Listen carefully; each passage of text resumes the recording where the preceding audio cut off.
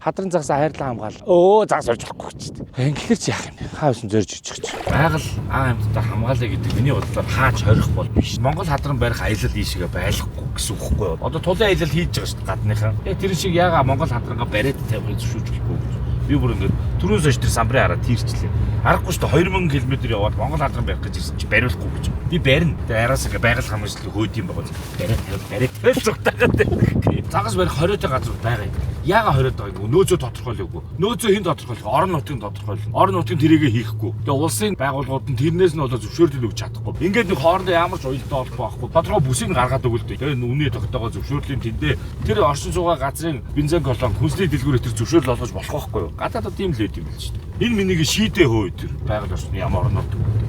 Яаж тэгээ аялал жуулчлал хөгжүүлнэ гэдэг юм. Ийм сайхан байгальтай хардаа. Ирээд яах юм? Ууж идэл буцах юм уу?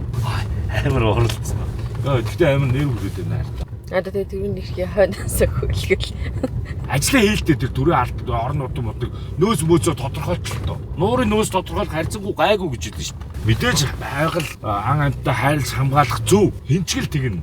Гэхдээ хорих биш шүү дээ. Энэ чинь хорихгүйгээр асуудлыг шийдээд гадаадын улсууд чинь тэгээ аялал жуулчлал мөрөлтөйгөө үеж холбоод янзын болгоод тач манайхал тэгээ тэнцээр хэлээд хорилоо. Боллоо.